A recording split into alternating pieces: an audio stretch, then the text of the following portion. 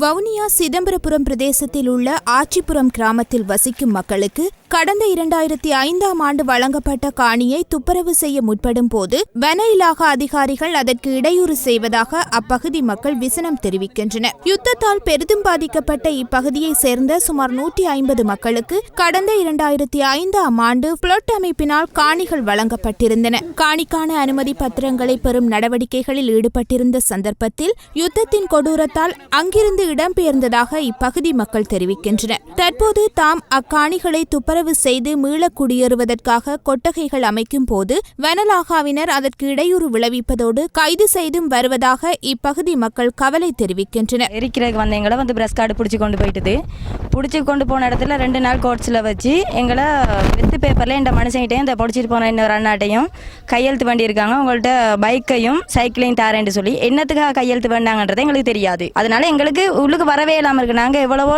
கஷ்டப்பட்டு எங்களுக்கு 6 புள்ள இருக்கு. அதுக்காக தான் நாங்கள் கஷ்டப்பட்டு இந்த எங்களுக்கு 2005 கொடுத்த காணி நாங்கள் துப்புராய் கொண்டு இருக்கிறோம். அதனால நாங்கள் கடிதம் GS மூலியமாகவே கடிதம் எழுதி நாங்கள் வேண்டி கொடுத்துருக்கிறோம் கோர்ட்ஸுக்கு.